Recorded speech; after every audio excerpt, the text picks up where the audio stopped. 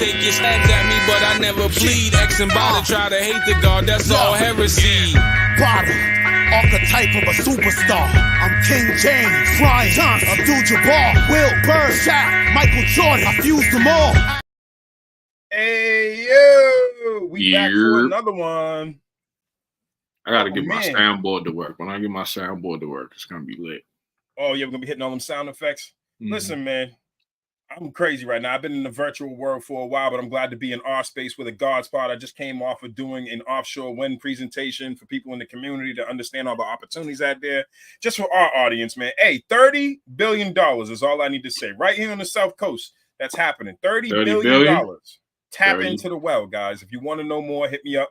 But that's not why I'm here for this right now. We're going to get into some fun stuff today. So if you noticed, the name of our episode is The Real Slim Shady. I'm Slim Shady, so I'm the real Shady. So, two things. Let's. This nigga's trolling me. He's already starting. Let's talk about Mr. Eminem, the current situation that we got Benzino, and what you feel about that, especially you coming from the battle rap space. I feel like, first of all, I feel like it's an old, you know what I'm saying, beef. I feel like Eminem won the first. Eminem won in the 20 years ago when it happened. Eminem won the first time. I think some people just genuinely don't like each other, so they just carry it. I think Eminem was just making fun of Benzino. Like, if you listen to his song, he was just making fun of him. What's the opposite of Benzino or giraffe? Blah, blah, blah. He just making fun. And then Benzino took it super serious and made two diss songs. One of them wasn't good. And then the third one. And then the second one, Benzino came back and people were saying it was fire. To me, it was like, but it was better than the first one. It was better than the first one. Okay. So everybody's like, oh, he's cooking him or whatever. But here's my thing, right? And I get it. Eminem's an incredible artist. Never denying that at all. Technically, lyrically, whatever, right? But then I started to go back and I started to look at it, right? Mm-hmm. Now, I think Benzino suffered a series of like right message, wrong messenger. Because there's some validity to some of the things that he was talking about that was concerning with M, such as, for a fact, we know the Elvis effect is a real thing. And that has nothing to do, he talked about that. That's where he started this initial argument. Yeah. But coming from Benzino, who's, you know, what we know his background is, it's like, But right. Then the one that I think people glossed over, which we talked about earlier, is when I found out that Eminem made that song when he was a young kid and he broke up with a black girl. She broke his little heart, broke his little white heart, and he made a song disparaging black women. I felt like Eminem got a pass a lot of people don't get, but he did. What do you think about that? He did, but I think, again, Eminem is emotional. That's what Eminem should stand for, emotion. Because he's emotional. He's an emotional guy. Like, he also killed his baby moms. One of his most famous songs got him is Kim on the Marshall Mathers LP, where if you listen to the start of the song, he's playing with his daughter, gets in an argument with his baby moms, he kills her.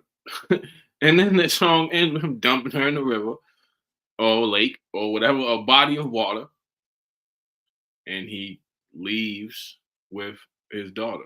Now, but does the rule apply where it's like you can speak on yours, don't speak on mine?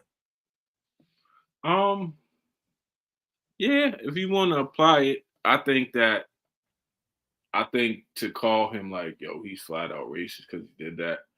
Like I said, I look at this whole situation in context. He's an emotional dude. Like, I guess, like, if that song came out and then there was never like no other songs of him speaking on his baby moms or him killing his mother or him saying he hates his stepdad, like he's like I'm saying, he's a tortured little white boy. So it was like, fuck it. everybody that hurt my feelings, fuck you. No, and I totally get that. I totally get that, but that is a derivative of their privilege being white. Like we can't like think about it like like the fact that you no no nigga, that shit's not moving, and people have tried and it didn't move. I feel like one of the few artists again, and he's expressed that he knows he gets privilege. I understand, and he's made he super privilege. Story. The kid used to be popping pills and shit and all that, so I get it. But two things can be true. You could have made growth, but a person, because you put yourself in that position to be critiqued in that light, you gave people the ability to not have to forgive you for speaking so disparagingly about black women. You know, when you're talking about black women being dumb and white girls are good chicks, and when you're talking about, you know, using the N-word in the rap like hard offer, stop laughing. Yeah, but he went crazy, my nigga. You got his feelings hurt. I'm trying to keep it together, nigga. Stop laughing. He was in his bag, B. That's all. Like, yo, this girl broke this nigga's heart, bro. Yeah, I mean, at the end of the day, you know, it's like when you get mad sometimes.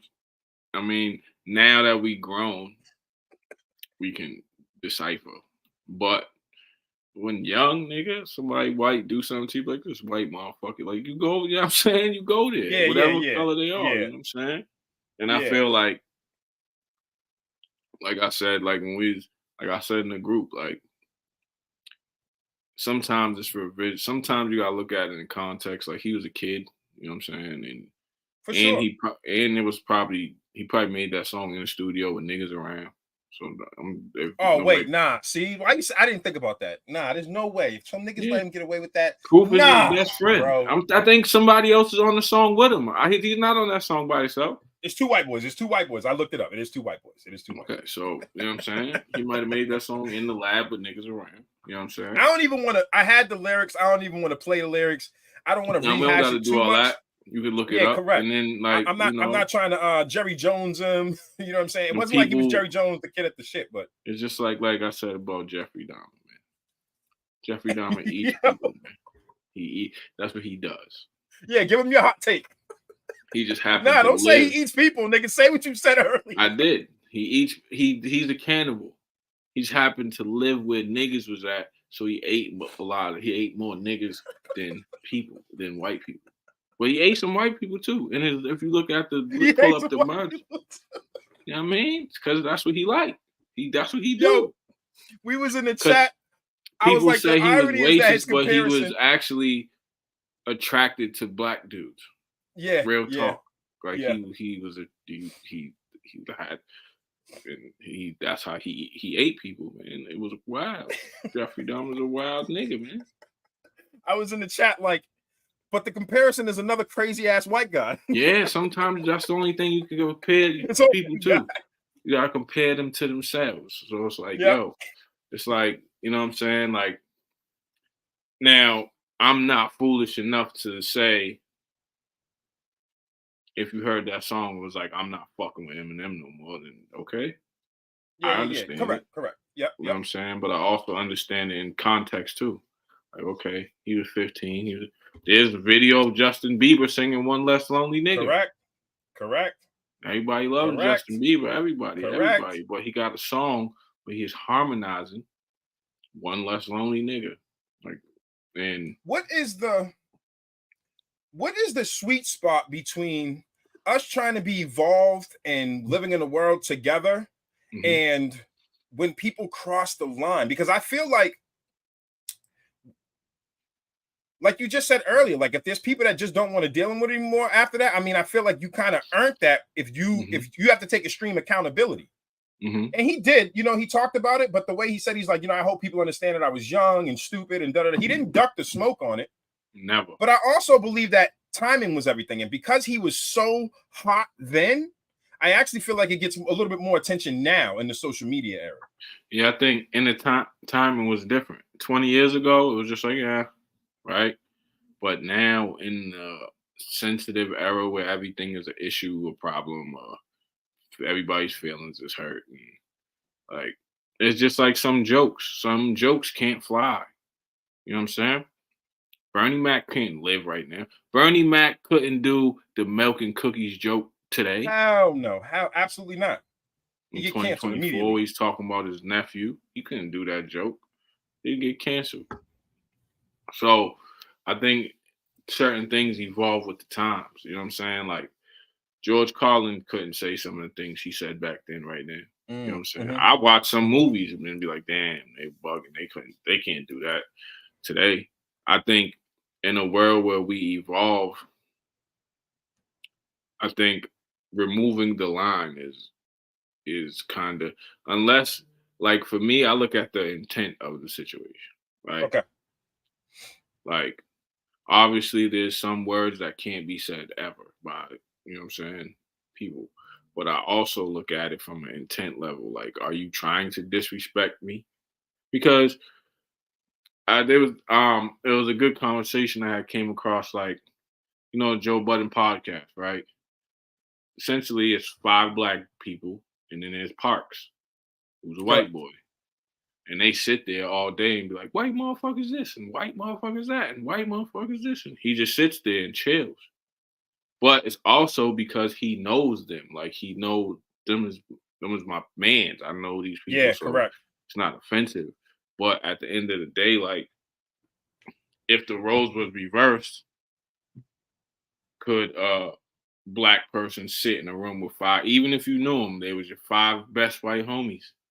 And they was, so it's like you gotta kind of like we are the oppressed people and us being the oppressed people, that's always gonna be a hot button. So we always gonna look at everything like what?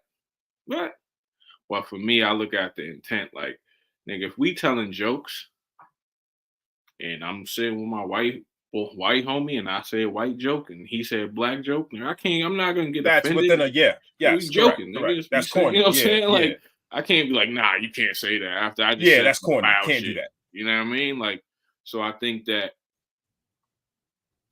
we got to remove the standard. You know what I'm saying? We got to remove the double standard sometimes. Like when I look at groups of people, like marginalized people, like a lot of people want equality, but they don't want everything that comes with it. And some of it is, nigga, you get these jokes, nigga. You know what I'm saying? Like, some of it is like, nigga, we can make fun of you because we make fun of everything. Yep, that's true. You know equal opportunity. It's equal opportunity. So I think that a sweet spot for me is I just look at the intent. Like, okay, are you trying to disrespect? Are you trying to? Did you say this? Because like now that I look back on it as a 38-year-old man, and I look at the M situation, I'm like, he's 15. He got his heart broke. I know what that's like to be 15 and get your heart broke. You feel like you're gonna die, nigga. You feel like he said you feel like he's like, nigga, I'm dying. Yeah, I'm hurt. Like this is my heart's gonna fall up my chest, type shit. Yep. You know what I'm saying? And then by the time you get grown, it's like, oh, all right. So I'm sure if during that time I was 15 years old, got my heart broke, and I wrote a song about the girl who broke my heart at 15, it ain't gonna be nice. It ain't gonna be nice. It's gonna be a lot of my only issue, and I understand that. My only issue is that he grouped them. That's the only like, damn, why you have to say all black women, son? He did some bullshit. He should have just said Gina or whatever her name is. Yeah, call out that chick. Yeah, you was a dumbass. Because then we could be like, oh yeah, nah, she ain't no good, bro. She broke your heart. But you grouped them, son. Yeah. I think you said they're all gold diggers, bro. I got 2 black baby mamas and a white. Nigga, he don't even know what the, and that's the crazy part, right? It's like you're 15. You know what money you got? Correct. Like, nigga, where we going? Dollar you menu? Go up in a trailer park. What bread do you got, bro? So in my brain, it's like Shorty probably left you for somebody that had the 15-year-old bag. Whatever that bag is at 15, you got the equivalent of the 15-year-old bag, right? So, because it's like, dog, what are you talking about, man? And I think that as he grew up, he was just like, yeah, I was bugging. I was wild out. You know what I'm saying? I got my feelings. But, like, I understand that he grouped them. Like, for me, like I said, if there was no pattern there of then it would be like, oh nah, he's on some bullshit. But Yeah, there's yeah, a pattern yeah. there with him. Like if you hurt that man's feelings or any interaction you have with him in your life, he's gonna rap about that shit. Wait a minute. I'm trying to think. Hold on. Wait a minute. He ain't dated a black woman since then. Not that we know of. We don't know nobody. Yeah. He's We don't know really nothing dated, about. That's true. We don't know nothing about him except for his baby mom. private life. Yeah, that's all we really know. That's true. I know people that know him, like my man Marv and my man Quest, and from Detroit, and they'll tell you like he's really is really a recluse. Like he really be in the fucking crib. Like he don't come outside. Like we have heard that consistently. If he comes outside, like it's point A to point B. Like because him coming outside is like he needs security, mad people. Like it costs money for him to move around. Like he can't just get up and go outside like how we go outside and go to the grocery store and all that. Yeah, correct. So yeah, whatever they gotta have a whole motorcade and shit. Yeah, whoever he dates, we never seen it. We don't know. But so let me ask you this about the Benzino track. Mm-hmm. Ghostwriter, no ghostwriter, doesn't matter. Did you think it was a decent diss track? And was there things in there that were hard to refute? Like I almost fell out my chair just from hearing everybody, because I always said, yo, what is going on over there at the label where everybody's leaving? Right. I think okay, so there's some things that's hard to refute. Well, not because here's the thing, right? A lot of rappers don't like, it's like Michael Jordan, right? Great player, bad owner. Some rappers aren't good businessmen. True. Because they're so focused on the art part of it. That's a bunch of them. T.I. wasn't good at it. Yeah, there was a bunch of them that aren't good at it. They're focused on the art part of it, and they can't take their Eminem. Wayne wasn't good at it. Like everybody lit up after Wayne, but Young Money wasn't going to sustain. Yeah, I don't want to speak for Wayne, M, but M strikes me as a guy who can't take his brain out of rapper mode. Yeah, he's always in rap mode. Like he's always in and then if he's not, he's still in rapper mode. You're basically left with Paul Rosenberg. So I think M is dope creatively. Oh, right. Like your mic went out. You can hear me? Yo. Can't hear you. Nope. Hold on. While he's working on that. So one of the craziest things when I'm dealing with the Eminem situation is I understand the whole dynamic of like him and Benzino's beef, but I don't think some people understand that it's gonna be eternal for Benzino because he got blackballed. Like that whole beef essentially ended the source. It was bad business. There was some business stuff going on too, but sometimes people can work out business and all of that good stuff. But there was definitely there was definitely I'm going into the topic about Eminem and Benzino. I think that there's a couple of reasons why I think it got rekindled. First, his daughter's resurgent in her popularity. Coy? Coy's resurgence was fire. Or her surge, not even resurgence, just her coming up on her own was dope. And their relationship was a little rocky, and people use that sometimes, right? But then now you got your daughter in the industry because you saw that Benzino had an issue with Busta Rhymes a little while ago because of the video. But that was kind of weird, bro, because it was weird. It was weird. It was like he was like, yo, he said that Busta Rhymes should have texted him about him doing the video with Shorty, and it was like, but if you watch the video, like he's calling, they're not on each other. Yeah, it's like, my nigga, you're bugging. I think, and then Benzino, him and his daughter, they're beefing back and forth, and it's weird. So here's the thing, and I totally agree that it's weird, right? Mm-hmm. What about the ones who are low key about? Oh, yeah. Low key about why I missed that part. Sorry, hold on. What do you say? Low key. I can hear him. Yeah. Hey. Sidebar for that because I won't lose track of what I was thinking. So me and you, we cool. Mm-hmm. We don't see each other for a while. Mm-hmm. Your youngin' comes up. She's doing her thing. Mm-hmm. I'm of a different integrity. Mm-hmm. So I'm at least gonna send a text, bro. Like, cause you know how long it takes to develop doing a video. Yeah, that's a fact. And Busta did admit that they have a prior relationship, and not just a prior relationship, they had violent situations with each other. That's a fact. But I also think it goes both ways, right? Because true. If we have a relationship, then you should know I'm not about to do no funny shit with your daughter. Now, in my brain, if I text you, if my youngin comes up and you text me and you go, yo, I'm about to do this video with your daughter, bro. Don't worry. It ain't gonna be no funny shit. I'm like, hold on. Damn, that's gonna make me worry. Damn. Yeah, like what we talking about? Now I'm pulling up. Yeah, now I'm there type shit. So I think that, and at the end of the day, it's not like his daughter's 15, she's 26, she's a grown 27 woman. years Yeah, old. She's grown. But you never stop being a dad. No doubt. I think that's not the way you handle it. I think if anything, you pull up, you go there, you see what's going on, and but at the same time, I think this beef with M and thing, I think M is like petty still too. Like he's one of them. Like if he got smoke with you, he's never gonna stop jabbing at you.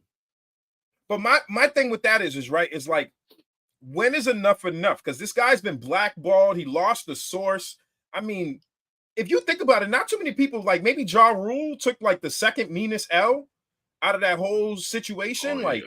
Yeah, because Benzino took a hell of an L from that situation. Yeah, he did. I think it's about who you beef with, right? Some niggas, it's up for life. Like, yo, bro. Yeah. When every time I get a chance, or like, because even with that, I think his bars wasn't like, if you heard the Eminem situation, it wasn't like he dropped a fucking bombshell of a diss song. No, he didn't. Making fun of him. Yeah, but that's the thing. It's like, okay, just call me home team biased too, because I do have a part of me that's like, I'm from Boston, and I remember what Made Man and RSO and all the niggas. I remember that. You know what I'm saying? So like, there's a part of me that hates to see him represented so in such a corny light. Mm-hmm. But it's almost like, at what point is M bullying? Yeah, that's true. I think, again, rap, Eminem doesn't have many people that go at him. So rap is competitive. So he's on some Michael Jordan shit. You feel me? Like, you watch The Last Dance. You ever watch The Last Dance where they was like, yo, Michael Jordan would be like, I would make up shit in my head to go cook the other team. Yeah. That's what I think. Kobe was the same way. When you get to certain points, like Michael Jordan made up, this fucking crazy motherfucker made up a whole story that a nigga told him he was trash so he could go give him 50. Yeah. And then it was like, why'd you do that? He was like, nah, I was just bullshit and I made that up. He never said I was whack, but I had to. Like, what, Mike? That's what we doing, that shit's Mike? So wild. Yeah, that's what we doing. That's y'all goat though. Fuck it. This is a different nigga we talking about right now. Yeah. You're making shit up in your brain? Yeah. That's crazy. I ain't never seen those, like, so I think when you get to a certain level of rapping, you just, like, because even the guys that are of his level ain't gonna say nothing to him, because that's like Jay-Z, Nas. You know what I'm saying? They're not gonna diss M for what? Yeah, not for no reason. But here's a question, right? Because we talked about this last week, right? And I was watching another part too, and they were talking about like how some battle. I think it was actually Real Deal in another battle that basically said that like M would beat any battle rapper that's out right now. And respectfully, I feel like when they just asked Cassidy recently about the whole Benzino diss and everything like that, and they said, you know, is M one of the GOATs and da-da-da-da-da, I always respect because like you said, we're peers, we're contemporaries. Nigga, you ain't better than me. Until I'm done and dusty and out, like, you're not better than me. We're in the same race right now. So I always wonder, like, I know Eminem's nice. Don't get me wrong. I know he's nice. But nice enough to be the boogeyman to everybody? I don't think Listen, I think stories, right? Stories get, it's like a game of telephone, right? Got you. Your legend grows, right? So M comes from the battle space. He's lost battles before. He's lost to Supernatural. He's Yeah. lost to Juice in the Rap Olympics. I think that he was the first battle rapper to super pop, right? To go mainstream. And then he got the 8 Mile movie. All of that fed to his legend. That lore, yeah. Right? So it's like, oh, you can't beat this. But there's dudes that go watch Disaster Rap. Yeah. He raps at the same level as Eminem does. And he Yeah, does, and correct. he freestyle. The way Eminem raps written, Disaster freestyles like that. That's a fact. So it's like, He really does. so it's like, can Eminem beat motherfuckers in a rap battle? Yeah, if he had 6 months to sit and hyper fixate and focus on, but then there's elements of rap battling that Eminem never dealt with, which is Yes. It's a new the thing instant now. gratification of the crowd control. Because that's not going to be a normal crowd that watches him. It's not going to be like he's battling in front of 50 dudes. It's going to be at least 2,000-3,000 people in there. Does he know what it's like to say a punchline and 3,000 people go crazy and he has to control them and get them back to listen again? Remember the bar. Like, remember all his bars. Remember where he left off in his head. Okay, oh shit. Okay. And then he has to then have 3-4 minutes of material each round. Have rhymes, have punchlines, then perform it all too and be entertaining as you're performing it all, as you're controlling the crowd. You understand what I'm saying? So to just on paper, yeah, will he beat people? Yeah, because he's one of the greatest rhyme sayers to ever rhyme. All I'm saying is I got XO 2-1, maybe 3-0, because he battled at a different time. He battled at a different time. Like, I feel like if M ran into the echelon of like yourself and a couple, and maybe a handful, including you, of others, like it's not the same arena that it was when he was battling. If you ran into a Loaded Lux or Charlie Clips or Pat Stay or RIP Pat Stay. Oh, Pat Stay, yes.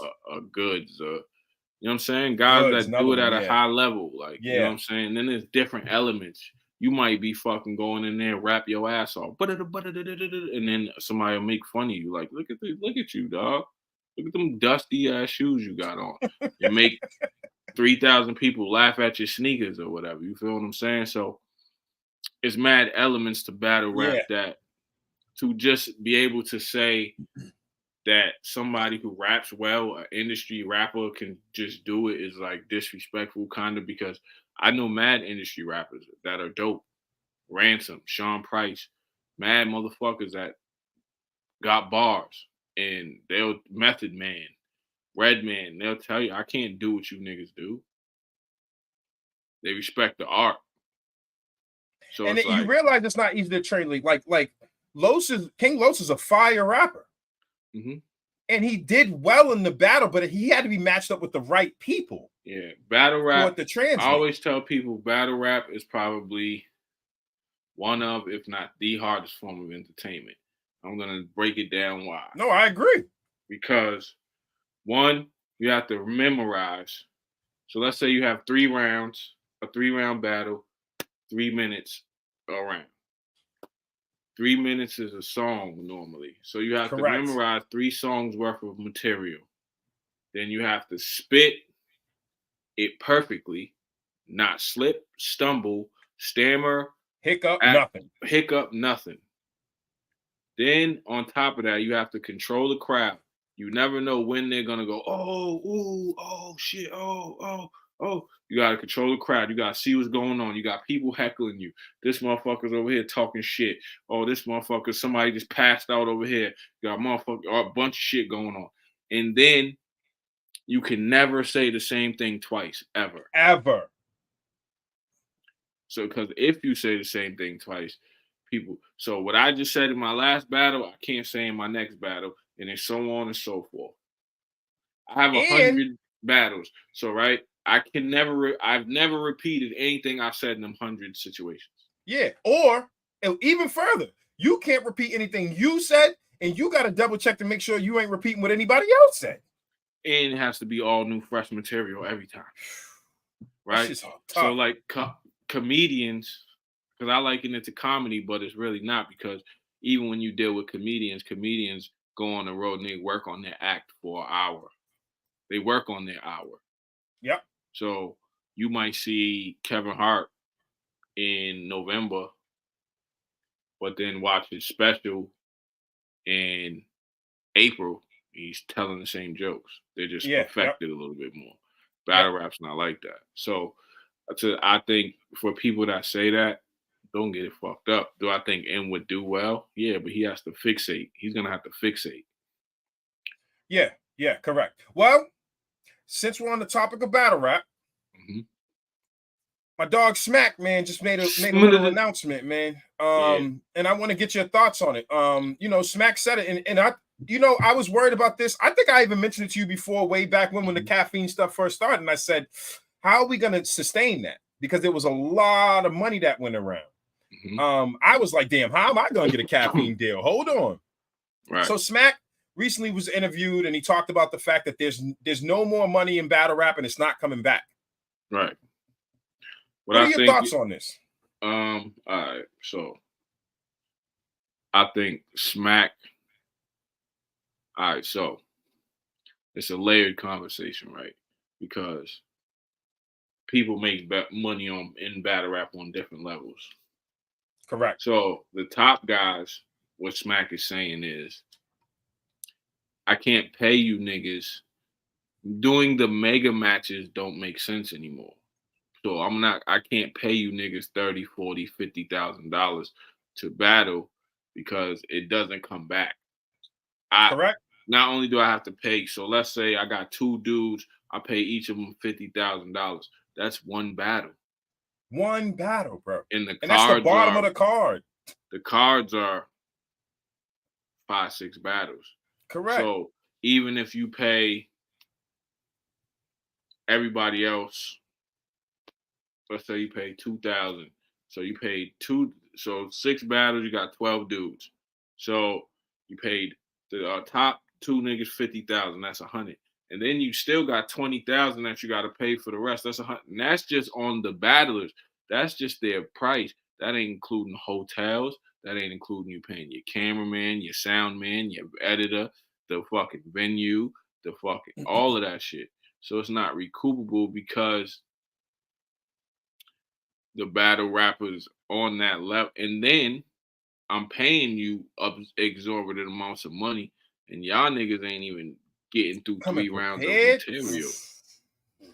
You're getting up there, you're choking, you're fucking saying the same shit over and over. It's not looking good.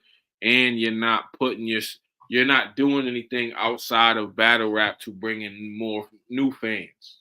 You just stepped into what I was going to say. Because I feel like battle rappers got entitled to a degree, and like the echelon guys got entitled to a degree, and for a lot of them there was no contingency plan, man. Like they they thought the well was never going to end and it was going to keep bigger, especially once Drake got involved. I seen how I seen the gloss in everybody's eyes light up, you know what I'm saying? But it's like in battle rap, when I got in battle rap initially back in the 90s and way back, it was to fucking get you a deal. Correct. Yeah. Battle, so you got a deal. Now, I think, like you said, people think the well ran dry, right? So with the well running dry, right? Now, like, people aren't doing this. Like, motherfuckers ain't even making no YouTube channels. Niggas ain't doing no extra content. Niggas don't got no podcast. Niggas ain't, like, Hitman Holla did it. Conceited did it. Charlie Clips did it. And what I mean by did it, I mean they on Wildin' Out. Correct. So they leveraged it to something else.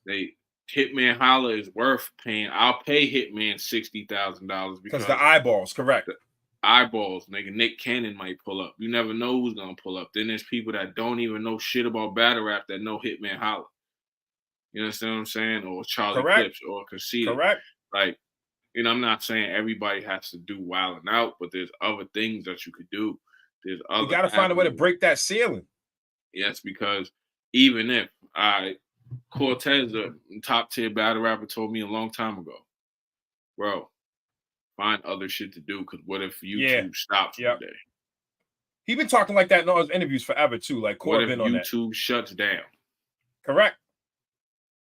What if you know what I'm saying? Your career is in the hands of somebody else.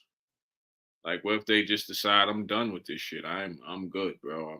I did everything I needed to do. Now what? How do you see, with saying that, do you think if Smack is sending that message? See, I didn't even think that was I didn't know what to call that, because as a business owner, I'm not looking to put any doubts on the industry. So to be so definitive and say never coming back was what does it look like? How does battle rap live in a space that's healthy after that kind of statement coming from Smack himself?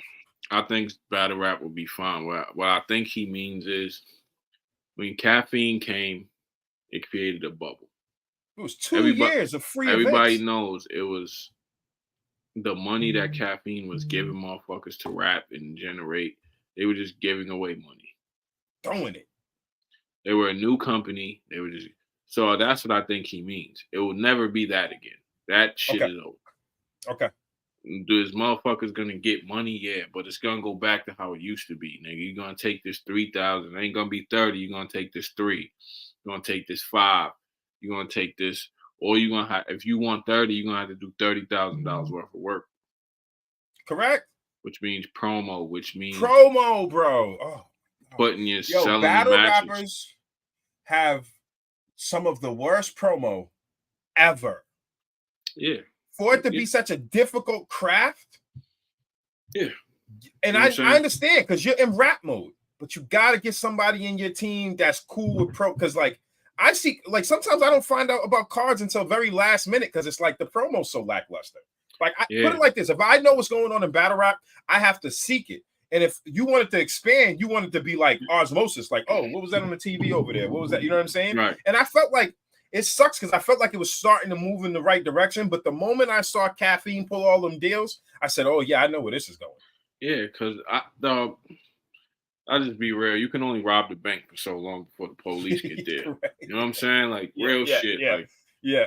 So no business model is sustainable when it's fucked up to say a good percentage of the money goes to the employees.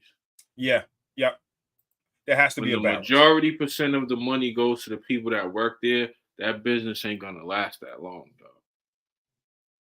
You know what I'm saying? Even the NBA, with them motherfuckers making absorbent amounts of bread, that's only like 40% of their revenue share. Like, that's not. Yep.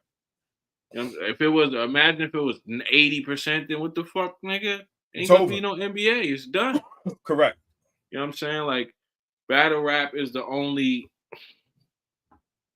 way you can make that type of money is if you own your own league, you own your own thing. Like, battle rap is the only sport art form where the employees think they should make more than the people who facilitate the event. This is true.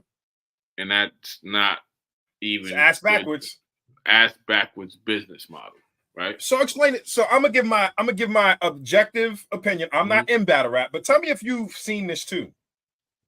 For as smart as a lot of the battle rappers are linguistically, they seem to have a lot of not all. You know, there's exceptions like Goods, yourself, certain people that have the acronym, but by and large, most of them don't seem to understand business. Yeah, I think that's true. I think it's true and it's false, right? There's some that don't, but I think it's an ego thing. Okay, agreed. If you go, yo, I'm worth 50,000, and I go, no, I'm showing you the numbers, bro. Like, no, you're not. According to these ticket sales, you worth 5,000 because you don't bring in $50,000 worth of tickets. So why am I going to pay you? Make it make sense. I made a post on my Facebook, like maybe yesterday, 2 days ago. And this is gonna sound crazy, but self-worth is cool to have. Nobody can tell you what you're worth, right? To you. But when you're in the market, Different thing. You don't determine your own worth, right? Like, I can say, nigga, I can go to Def Jam right now and go, I need $10 million because I'm the nicest nigga in the world. Nigga, I'm like, well, how are we making that money back, sir? How? We'll give it to you. Show me how you're going to give me my bread back. Because we need to make that back. Even in relationships, right? Like, you can have self-worth, but your worth in that relationship is determined by the person you're with. You're with. Right? Yes. Like, nigga, this is what you're worth to me. Like, yeah, to that, yes. Yep. Your worth. You might think that's where the signals get crossed a lot of times. Because, like, nigga, you might think that you're worth fucking diamonds, nigga, but I might think you're worth the roses from Stop and Shop. Correct. You know what I'm saying? So you can't determine your own worth. Like, to yourself, of course, you have self-worth. Yeah, it's to you. To you. But you got to understand that that's subjective. That's not an objective thing. So when you're dealing, it's like if you go to your job and you say, yo, I feel like I'm worth this. They're going to be like, all right, well, we feel like you worth this. How we meet in the middle? And I think battle rappers been getting away with the reason why the numbers get so conflated and fucked up is because what you get was what you negotiate, right?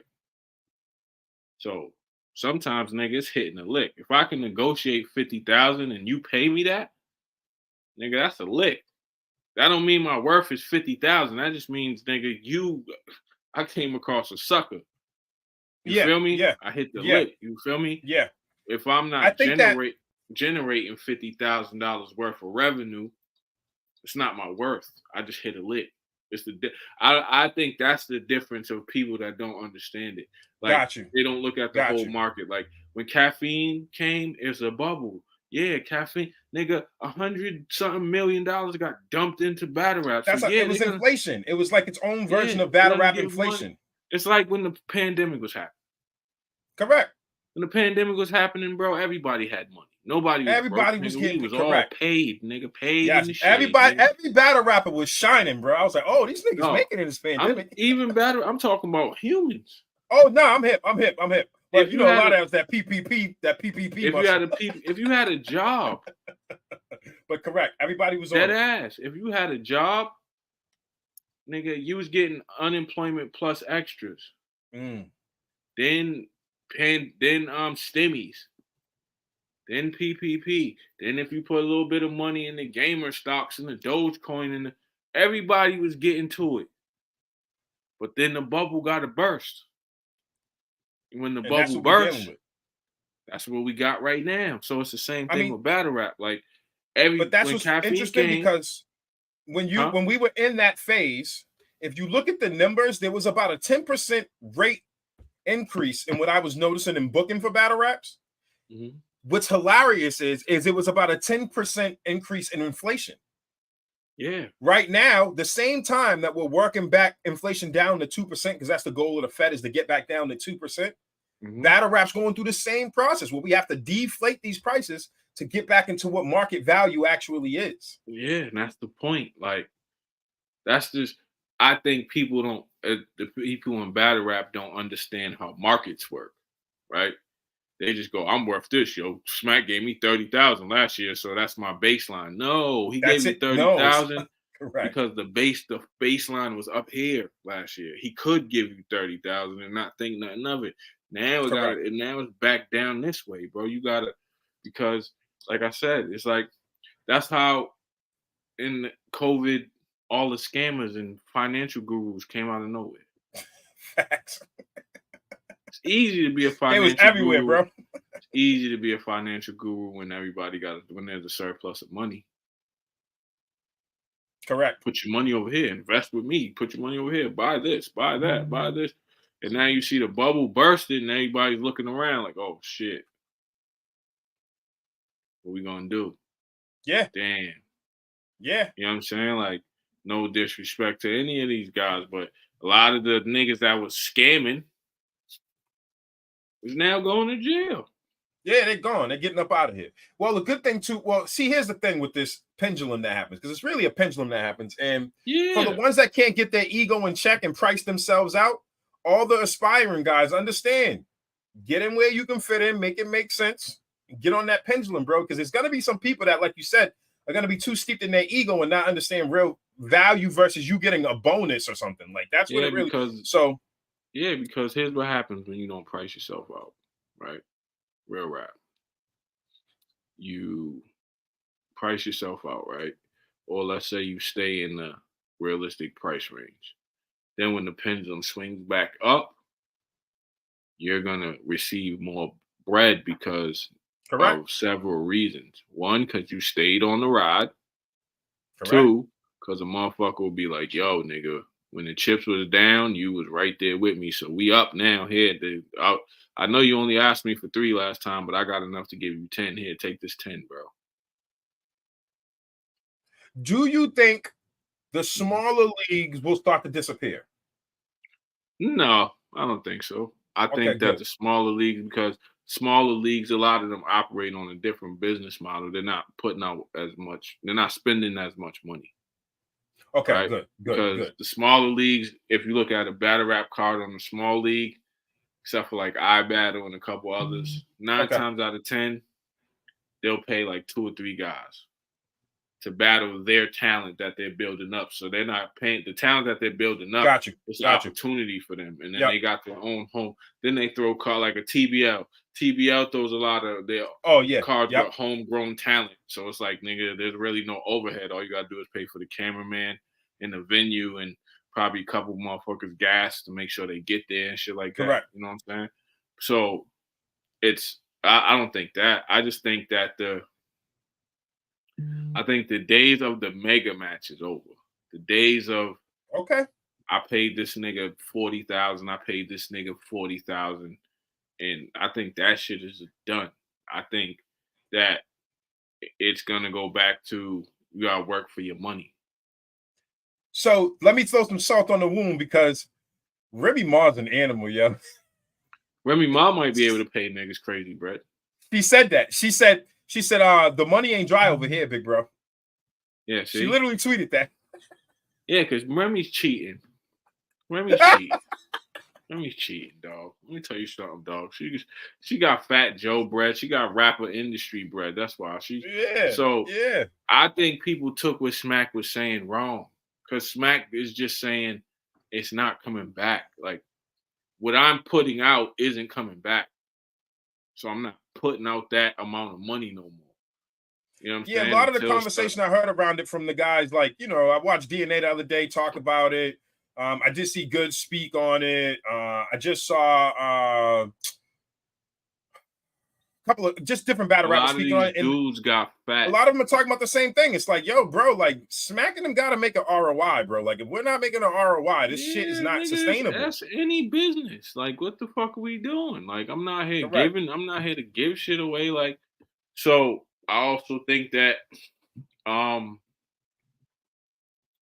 battle rap fans are spoiled. I think this is a problem from all sides, right? Battle rap fans are spoiled because they got years of content for free. Yep. So if you give me something for free for 10 years, I come back year 11 and you're like, nah, I need $10 for this. I'm like, what, nigga? Yep. Like, what are you talking about? The fuck just happened? That was my first concern when the caffeine stuff, when I said, oh, this shit's going to get shaky. I'm not mad at it. But me neither, but I knew it was going to get shaky. It should have, should have happened gradually. Right. Agreed. They just pulled the plug, bro, and everybody lost their shows. I was like, God damn. Yeah. And I also think caffeine wanted to do more. They tried to expand, right, to other things. Because if you go on their channel now, you see they got the roast me, they got Ballers Life on there. Yes. They got, you know what I'm saying? So I think they used battle rap to get their flagship flagging. Oh, agreed. And then they just started pulling the plug. And I'm gonna be real. They was giving niggas deals And they were lucrative deals to do podcasting and shit like that. A lot of you niggas wasn't making your caffeine hours and wasn't putting up new content. Bro, doing bullshit. Ooh, you opened that door? Oh shit! I didn't think he was gonna say that. A lot of you niggas was doing shit like watching battles on caffeine. They was saying they're gonna air these days. I'm over here as like honestly, like some of that era made me lose my fandom for it because I was like, bro, you're not podding when you say you're gonna pod. You're not exactly. You know what I mean? Some of your pods was just you rewatching old battles. Yeah, like what the fuck am I watching right now? You know what I'm saying? So it's like, nigga. So some of it, everybody. I think everybody's at fault. The everything was too good, right? And niggas just slacked. And now it's a drought. And now it's like, you know how when I used to smoke weed, right? When I would have a fucking pound of weed, I smoke wild blunts, big ass blunts. Yeah. 4 blunts in a row. Till I get to what the fuck? Till I get to my last zip. And when you get to the last zip, it's like, damn. Pinners. You think about all the big ass blunts you just smoked. Right? Like, damn. I shouldn't have did that. That's what this is right That's now. A fact. That's a fact. That's exactly what this is right now. Like damn, I shouldn't have brought that chain, dog. Damn, like, I already had this one. I brought the other one. Damn. I should have did all my caffeine hours. Damn, I should have did XYZ ABC when I had the bread, when I had the resources. Damn good deals there, man. Some damn good deals, man. But yeah, I think it'll bounce back. I think everything bounced back. Like my goal for battle rap would be to be on like HBO Max or some shit like that. I was thinking that, or like DAZN, or the new boxing platform, or like mixing it in with some of the physical combat sports and shit like that. I was thinking that. I think like HBO Max, because the only reason why I say HBO Max because they did Def Poetry Jam and Def Comedy Jam and shit like that. So I could see it like being a weekly episodic situation, or you know what I'm saying. At least them holding a tournament or two. You know what I'm saying? You think it'd be beneficial if they figured out how to get themselves in like the wrestling space where they can get themselves on some of them larger DSPs? Like I could see, like I just wonder who would pick it up, like a Netflix or like I think Netflix might be too. I think Netflix could, but it might be too big out the gate because, I'm talking about Netflix being too big because they have such. No. I can see that. I can see that. Netflix. It would just. I think it would just be how it's done. Correct. Like it would be like how would you shoot it? Like you would have to have whatever, like a new battle every week. You know what I'm saying? But it could be done. Yeah, it could be done. It could be done. I think I'm hoping that that's the end game, because I know another thing that was bothering and artists didn't seem to understand is I saw a lot of battle rappers mad at Smack for retaining his IP, retaining his footage, and I'm like, guys, that's his lifeblood for his business. Like. He can't keep giving it away to YouTube. YouTube is killing URL.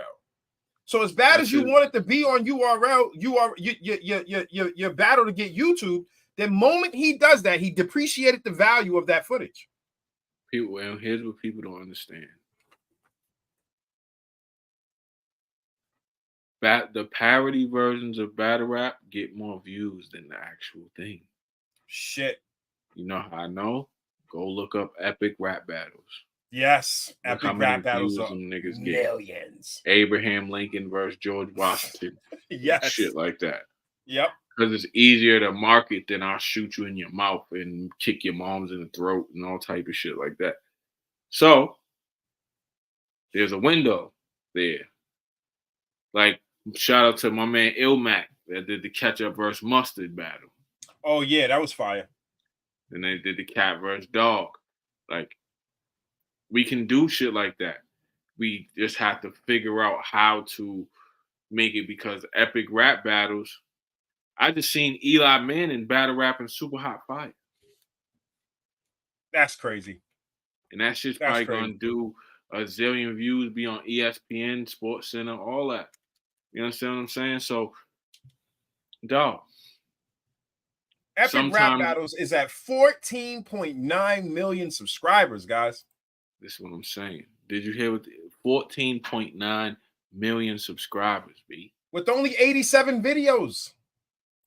And I bet you So that their means last video they dropped 2 months ago has 4 million views, bro. I bet you all them videos. And it's Henry Ford versus Karl Marx, guys. I bet you all them videos over 1 million. All of them. Yeah, you won that bet. To it. Bro, 62 million views, 32 million views, 19. Bruce Banner versus Bruce Jenner. That's 19 million views, my guy. So sometimes it's a pride thing, right? Right? It's a pride thing. These views are crazy. Sometimes it's a pride thing. Get out of your own way. Yeah. Right? Like, I get that we want to be for the culture and but dog, sometimes let's just keep it going. Yeah. Keep the party going. Like, how does, like, that don't make sense to y'all? Who cares? I could write a verse like Abraham Lincoln. Correct.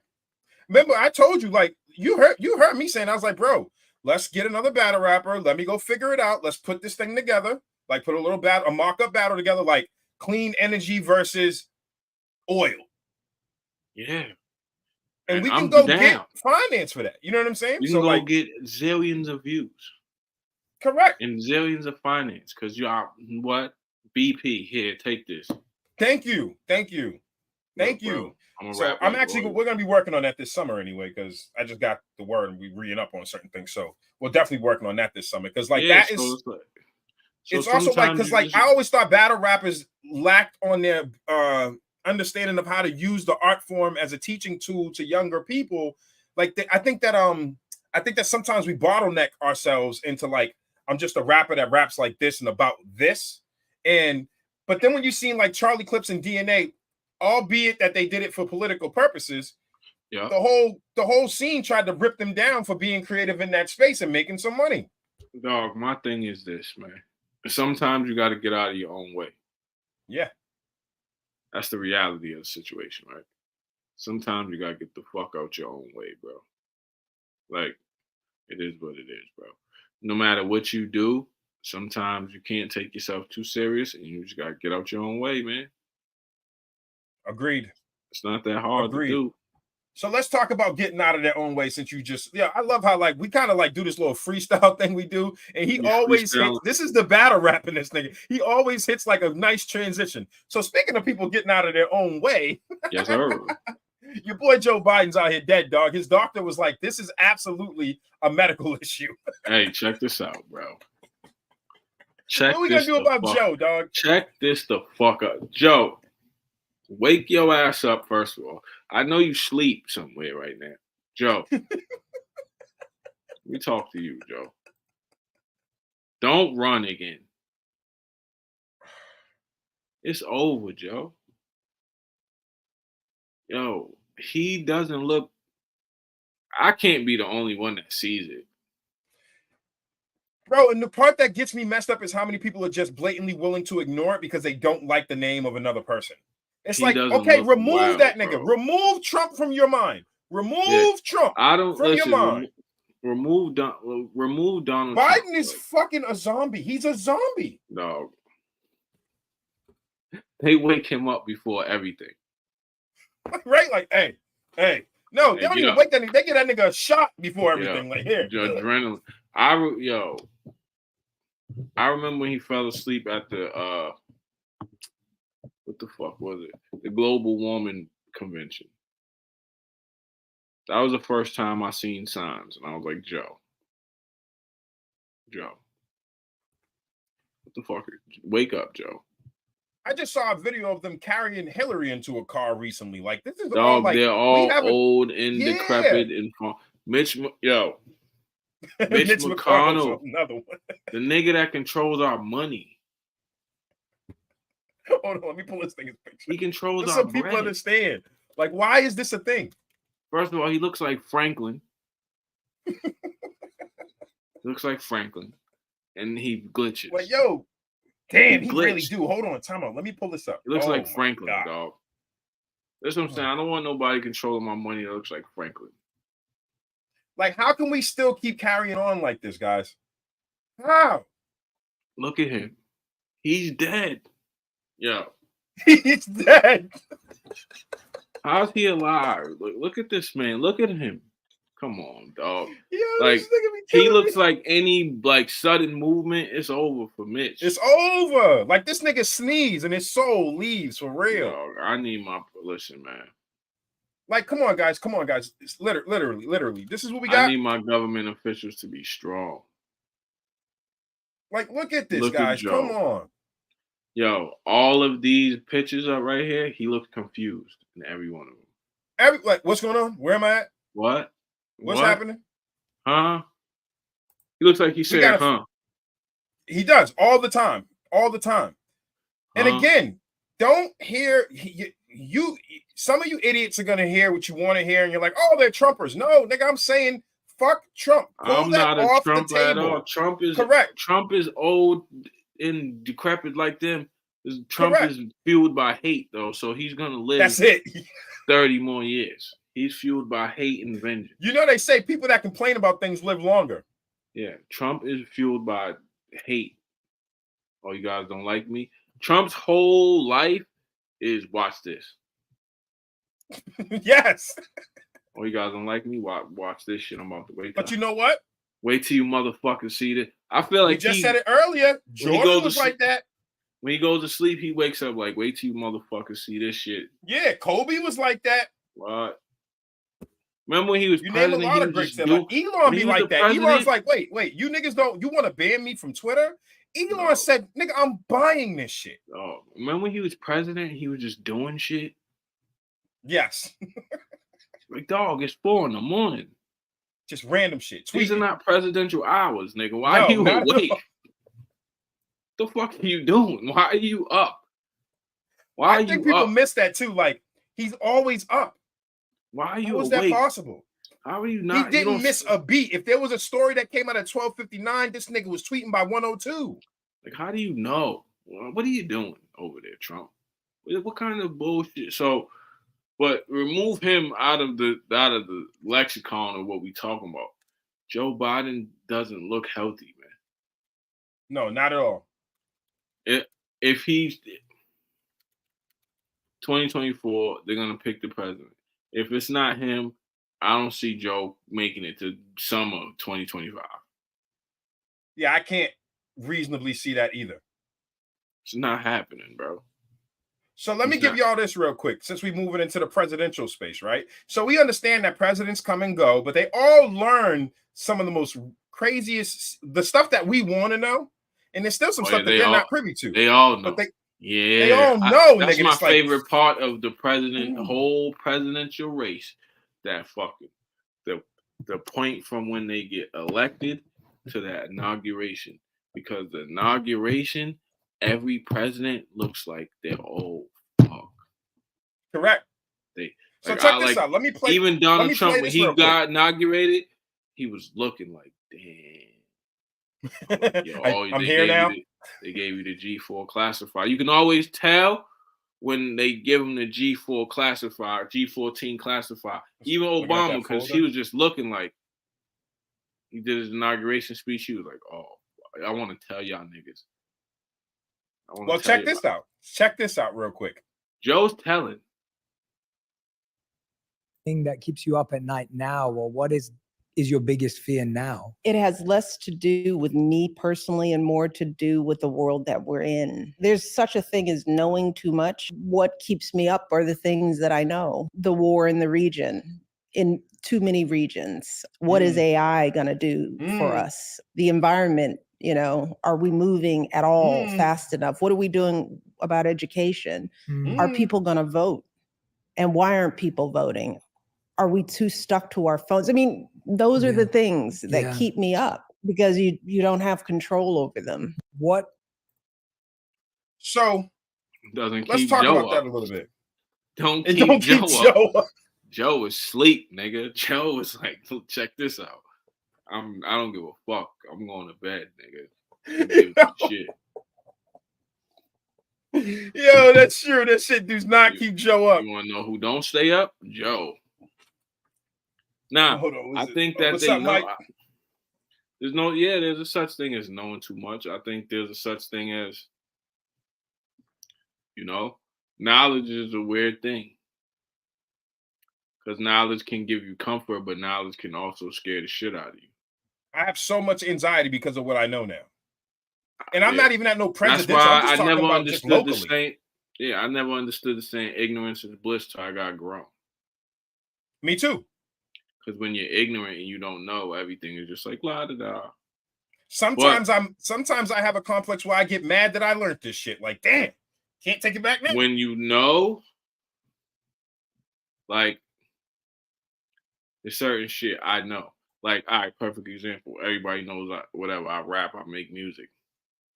I can see the perspective of every rapper's songs and where they make the song from and how they make the song and why they made the song and where the bar should land and where the beat should be and why this is that.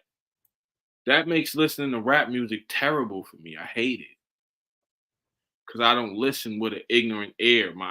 When I hear rap, my brain goes into work mode. Oh shit, I could fucking I would have did it like this. Oh, the beat should be here. The verse should be here. Oh, the mix is off. Or this. I don't want to listen to music like that. So if you ever chill with me or ride with me, I listen to R&B most of the time, or I listen to music with no words or some shit I can't do because I'm ignorant to it. So that ignorance allows me to be able to listen to the music and appreciate it for what it is. Right? Mm-hmm.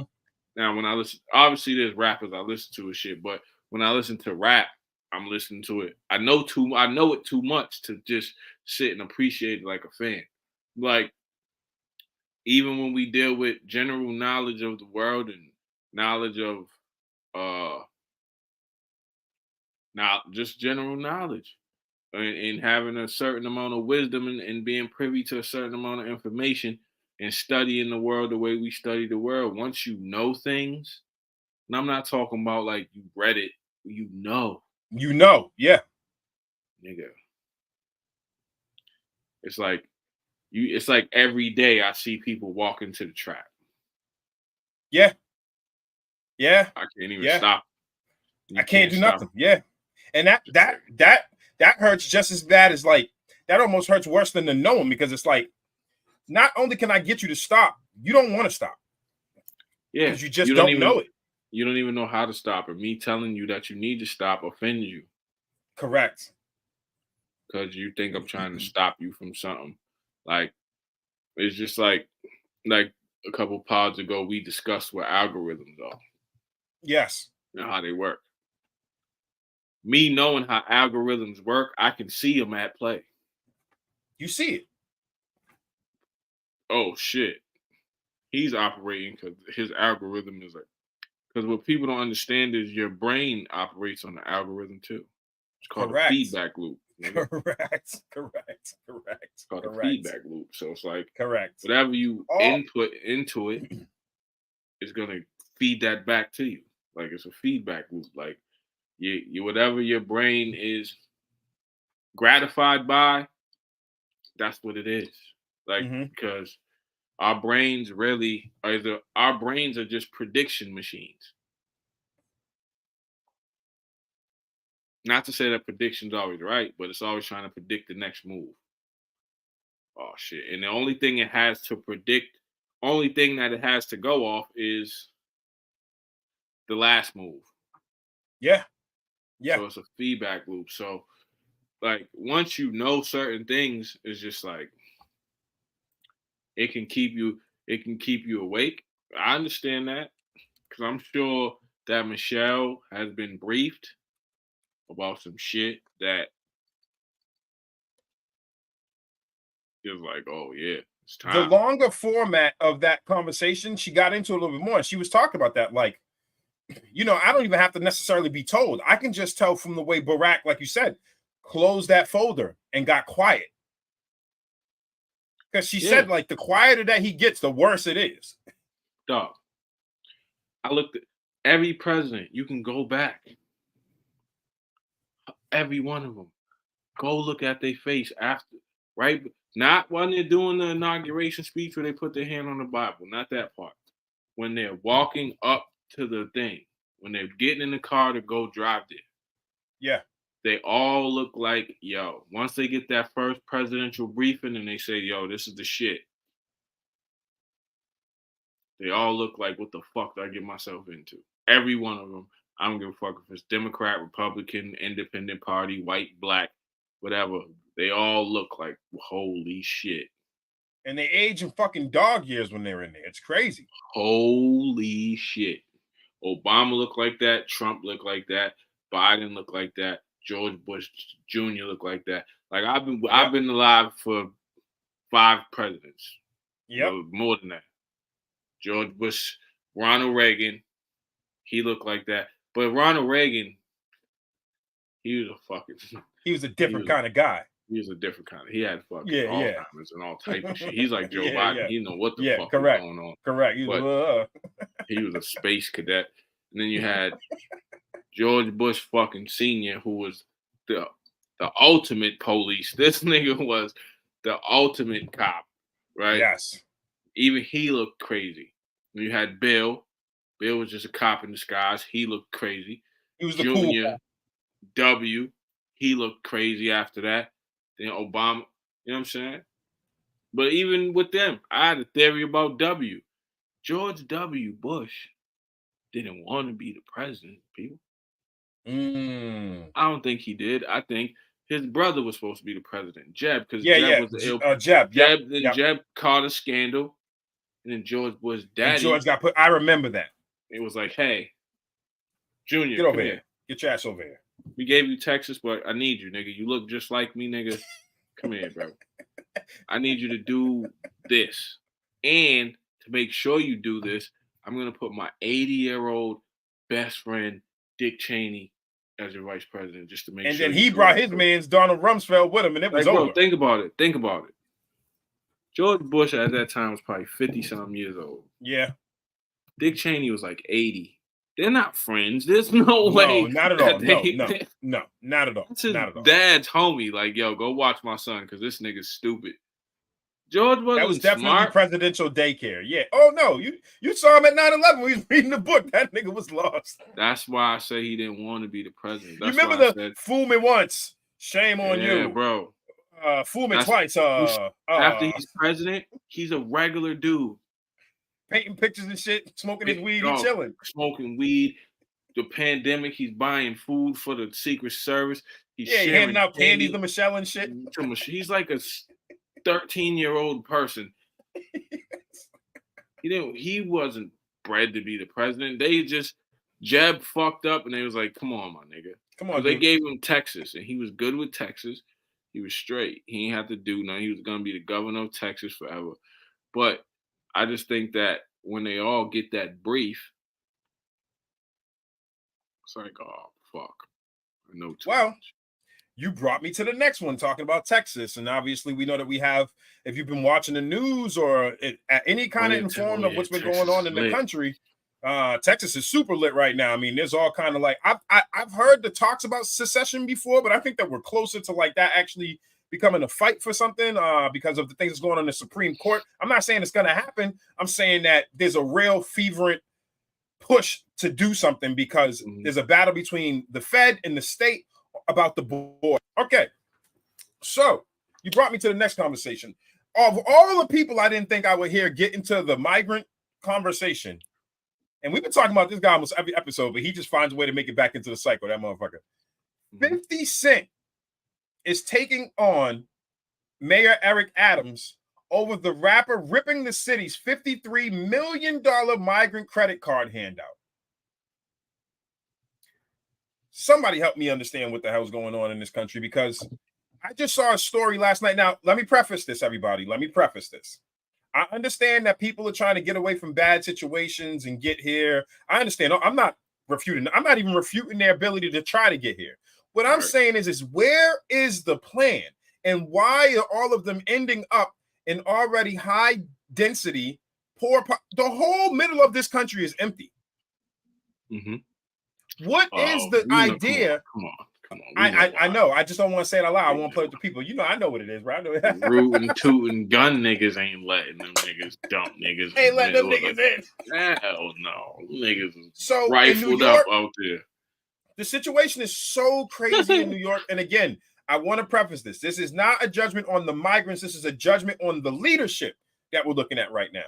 that it's gotten to the point that they closed public schools. There's a few schools that they literally said, your kid's not coming here. We'll figure out what to do with them. And we're packing these migrants into these buildings. In Logan Airport, they found a secret spot in the airport where they were hiding migrants and putting them on flights to Atlanta, what have you. Again, my issue is not the migrants, but the migrants so much being used as pawns politically to play this game.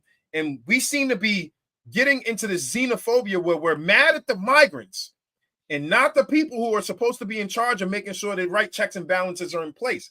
I've even watched the news get to a point where they're spinning the stories and they'll find an immigrant who came here legally to talk shit about the ones that's coming in illegally. Now, we've seen this playbook before, but the problem is that it's so in your face now that and another thing too is that we've watched this from a distance for a long time. We don't live in border towns. Once this guy decided in Texas that I'm gonna start busing people to these sanctuary cities, now you have people in these sanctuary cities, right in Boston, right now. You have a community center that was taking over because they decided to make it a migrant shelter. But you have black people that they're trying to make look a certain kind of way because the black people in that community in Roxbury are saying, bro, we don't have enough resources as is. And then we know our history here. And again, not a judgment to the migrants, to the leadership. How are you giving people things that you can't give to everyday people who are paying taxes here? Bro, if you can't understand the human nature of people getting into that mentality and why this is being weaponized, I don't know what to tell you. It's all a game. It's a game. Right. Shit is a game, right? Because at the end of the day, right, when we really get into it, this whole shit ain't out. This shit ain't ours. Correct. Right. Texas is Mexico, really, in reality, right? The arrogance of people that just come and draw invisible borders over shit. Hey, I drew this invisible line. Now nobody can cross it. Haha. Like we're little kids and shit. I get what 50 Cent is saying. I get that it's like, yo, we pay taxes. Why can't we get why are they getting special treatment? But it's just for that reason. That shit is not going to last for another year or two. It's a quick, you get special treatment, and then once you get comfortable and get settled, we take the treatment away. Once you guys the part that blows my mind is that this migrant issue is not new. It's just like every other political cycle that we go through, and it's a talking point to use for votes. So it's interesting where we are in this like situation where now we're like the hot topic is like, again, the thing that's worrying me is, again, there is a level of xenophobia starting to come from this. And when you combine it with the rhetoric of like, and here's the thing. I think borders essentially are crazy when people draw lines, but nations have always, always have borders. Colonists came here. Nations have always, natives were here with certain, like, you're over there, we're over here, and this is the cutoff. Shit. Here's what I think. No, I know. But I'm just adding to that. Let me finish this one. Mm-hmm. Let me finish this one. So the problem that I'm seeing is, again, the intentional nature. I'm worried about the migrants being victimized in the way they are. They're being thrust into hostile situations. They already have a language barrier, and then you're throwing them in the middle of New York City. That's already a hard city to be in. Yeah, it's wild, man. It's to create war, right? Because look, you throw them in New York City in impoverished neighborhoods where black and brown people already are. Now black and brown people beef with the migrants instead of black, brown people and the migrants beefing with who really needed to be beefed with. Thank you. Yes. That's all. It's all. See, here's the thing. Here's the thing about our government. They know it create new tactics. They do the same move over, and it's like playing it's like boxing somebody, and they just do the same dip, slip a couple punches, and they come in with the left hook. We just don't ever stop the left hook. It's the same. We never move. slip it. Yep. They just dress it up differently. They've been doing this. When they 60 Minutes did a report that the largest migrant group coming through the southern border are Chinese refugees. That don't even make geographical sense. You know what I'm saying? But they did a whole piece, and they did show How it. is the Chinese people coming through Mexico? See, and then they just tell us bullshit like that. You see the type of dumb shit they tell us? Shouldn't the Chinese people be coming through California? Shouldn't they? Isn't that a closer coast? Yeah. That's closer. You're telling me hold on now. Come on now. Come on now, bro. You telling me wild Chinese people took a plane.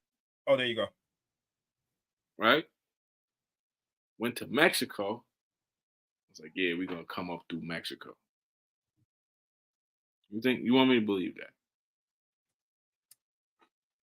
Hey, I'm just the guy telling you what they're reporting. And they did a whole story. They had a whole bunch of Asian people. You know how crazy it felt like a setup? Because it was like the only people that was coming through the gate were Asian.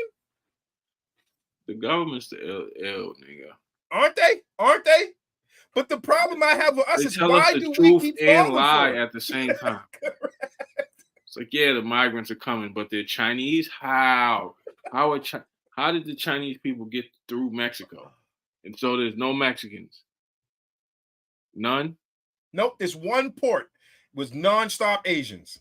It was so crazy that the Border Patrol person that they were interviewing, she started because she was bilingual and can speak to the Latin community or the Hispanic community. And she was on the report like, my job is useless here. I can't even translate. They're pulling up with Border Patrol cars that are basically have loudspeakers that are saying, giving them commands in Mandarin. But again, it's a gaslit situation. It's like, that old like meme where it's like you show a piece of the picture. I'm trying to figure this out right now. Correct. Do it. Yes, do it. Plan. How is niggas? What are they flying here? Are they getting in a boat and just coming up? What the fuck is going on, man? Somebody talk to me, man. So because hold on. What is the mode of transportation that gets them from China to Mexico? Here's the thing. So our coasts are actually intuitively when I look at a map, I do say, wouldn't you just come in California?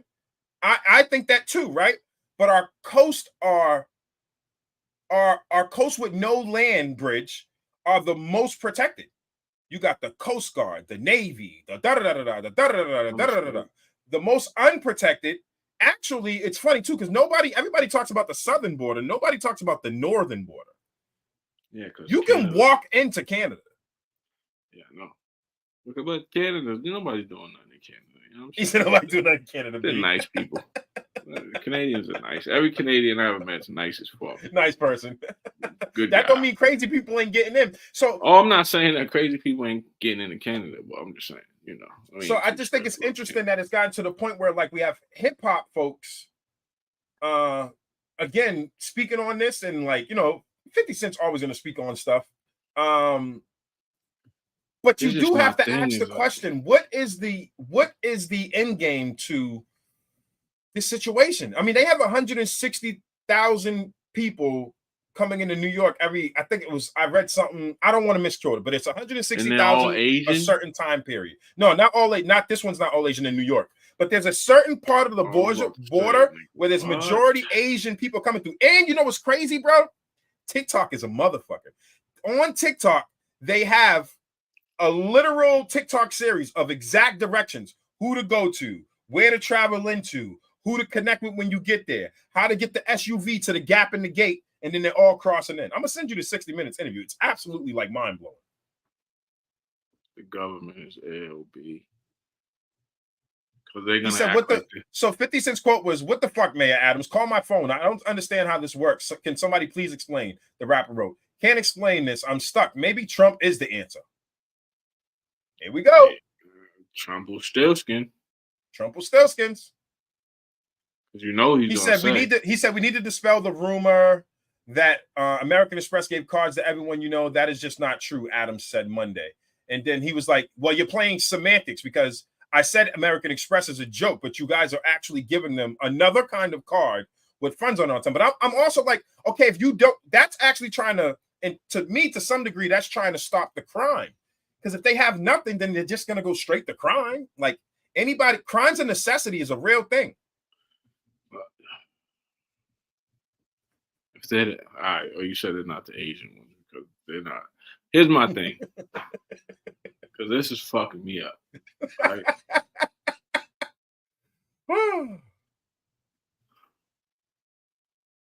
Let them, yo. If,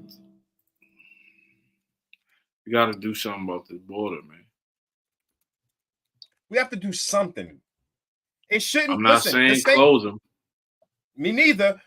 But you have to have a because the system. My thing is, how is it by now? It's not. How is it not a good vetting system by now? That's what I'm saying, bro. Understand something. If I want to drive, yo, what are you doing? Hold up. Why are you coming here? What's up? Is your shit fucked up? Oh, it's war in your country. Oh, you seeking asylum? All right, cool. You got family here? Cool. Like, I don't understand how it's just willy-nilly. Oh, like they had the mic again. Oh, there you go. Yeah, you're good. You're good. I don't understand how it's willy-nilly, bro. Me neither. Game of Thrones had a better border at the ice wall. Had better protection. How is it? What the fuck is going on, son? Jon Snow and them niggas was on a nice watch. We need them. I don't understand what's going on. You can't just pull up to the nice watch, nigga. I feel bad for folks trying to find a better way because again, this whole place is built off of that. But we gotta have a better system because, like the state that moved migrants staying at Logan Airport, the Boston Recreation Center, that was on the 30th. Now they're at the Recreation Center, and it's just it's getting tough, and it's again these migrants, 80% of who are from Haiti. We have a large population out here. We have a large population that came out to the Taunton area. And a lot of these, situations with like weather things and stuff like that. But the Cass Recreation Complex in Roxbury begins serving as a temporary safety net site for families in need of shelter, including the migrants who have been sleeping at Logan. Now, here's the problem that I have with this, because the news goes out there and they cherry pick a black person to speak ignorantly and negatively on the topic that doesn't know enough. I got a solution. Fix up all the abandoned buildings in the motherfucking country, and we can stick the migrant people in some, put the homeless people in some. Wham! Only people that don't want to be outside is the ones that want to be outside. Because there are some homeless people that want to be outside. They interviewed a guy, and he was like, "No, I've been out here for 20 years. I love it." So just let them be. But there's enough abandoned buildings to house everyone in America. It's just so crazy. That's a true, and again, 80% of America's population lives on coastal cities. The whole middle of this country is not putting. You're gonna have to leave that idea. They're not putting niggas in the Midwest and in the South. I'm gonna keep saying it, nigga. Like, send them niggas out there, bro. That'd be a massacre. That'd be so much blood. That'd be so many militias and shit out there, right? Yeah, bro. It's crazy because I was watching. All of them niggas have guns. Yeah, correct. That is, yeah. That's the land of where like they're afraid to go try to take the guns. They don't even fist fight in the Midwest. They shoot. It's just the old school duel. Fist fighting is a coastal thing. Yeah, okay. In the Midwest, they go gun first, nigga. Gun you down, nigga. Damn. Rifled up. And they hunting shit. Like they, you know what I'm saying? Yeah, correct. That's why I keep trying to tell everybody, like in the coastal cities, I love us. Bro. I love that we live in these places, whatever, but like we don't want no smoke with the middle of the country. They dumped 100,000 migrants in like Iowa somewhere. Like, dog, it's up. It's not gonna go well. I feel like, that's the problem. That's coming, bro. If I want to cause chaos, Montana, that's not gonna go well. It's not gonna go well. You're gonna be like Yellowstone all over. That's not gonna go well, dog. It's coming, bro. It's coming.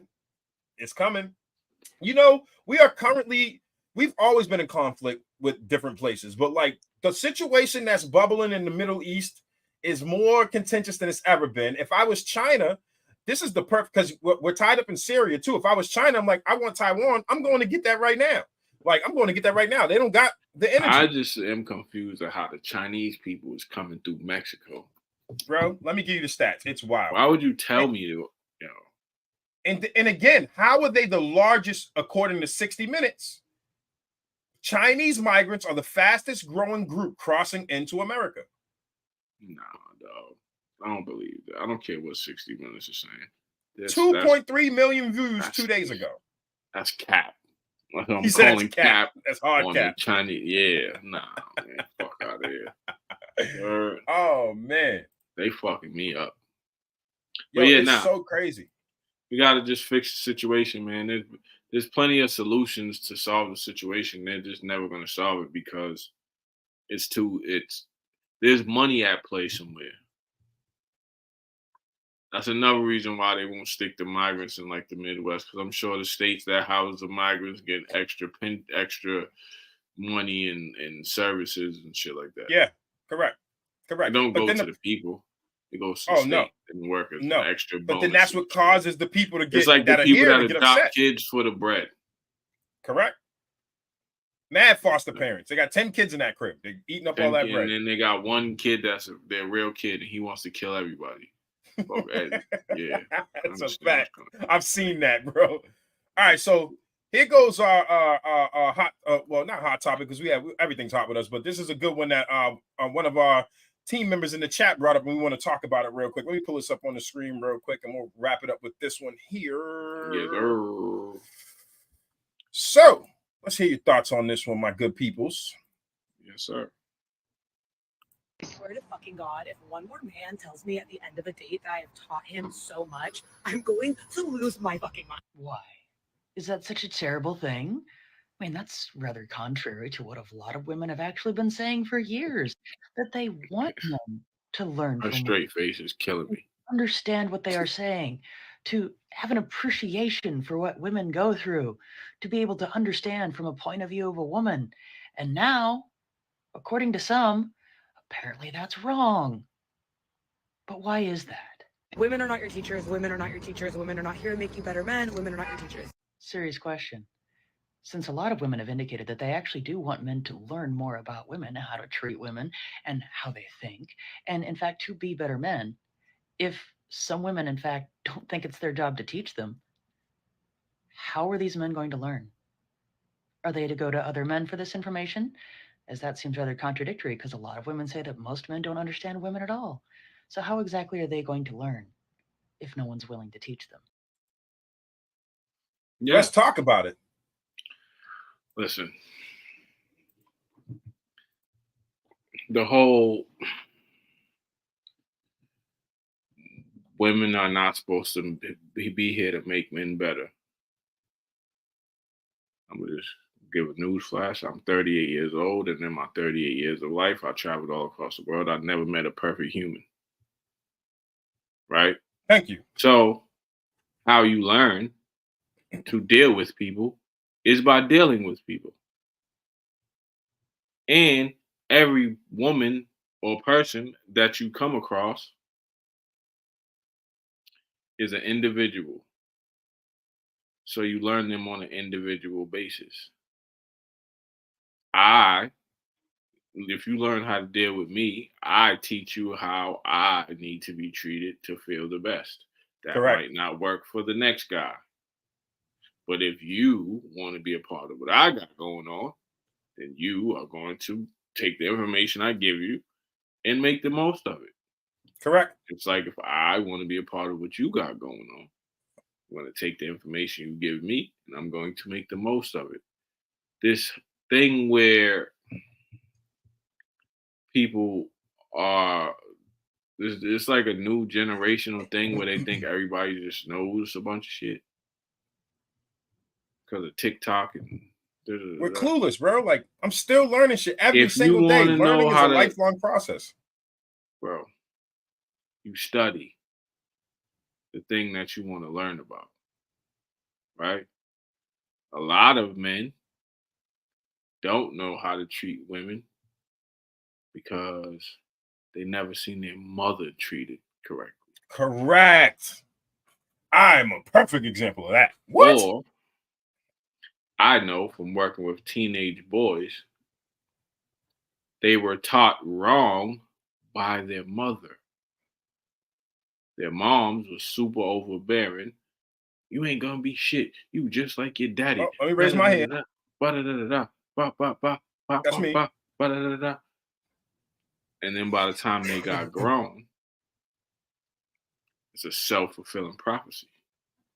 Because if your mother, which for all men, your mom is the first woman you love, tells you, or you hear your mother say in normal conversation, men ain't shit, and you're a little boy, they automatically is gonna logicate in your brain, damn, I must not be shit. My own mama don't even like me.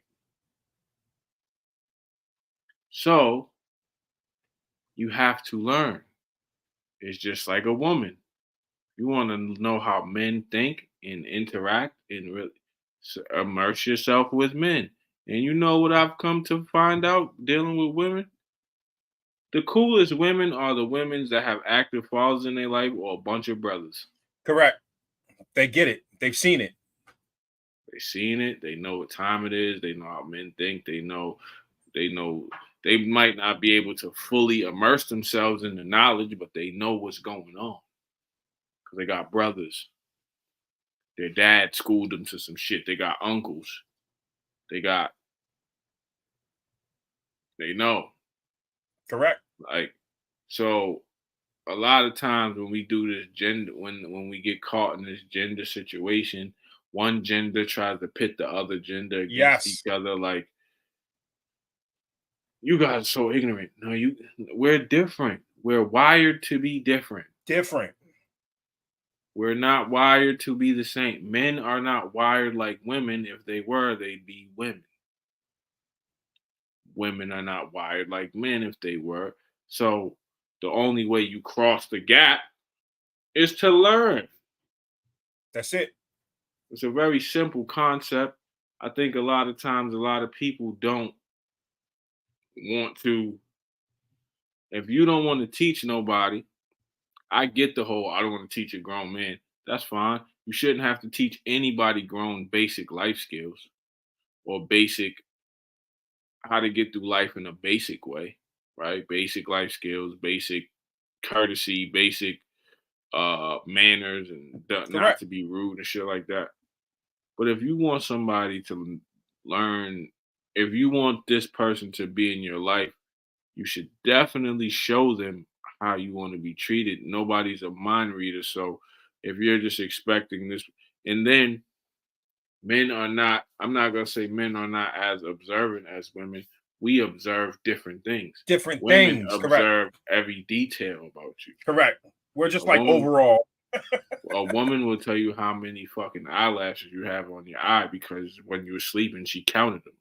That's just detail oriented. Men are not like that. But we know every exit in the building.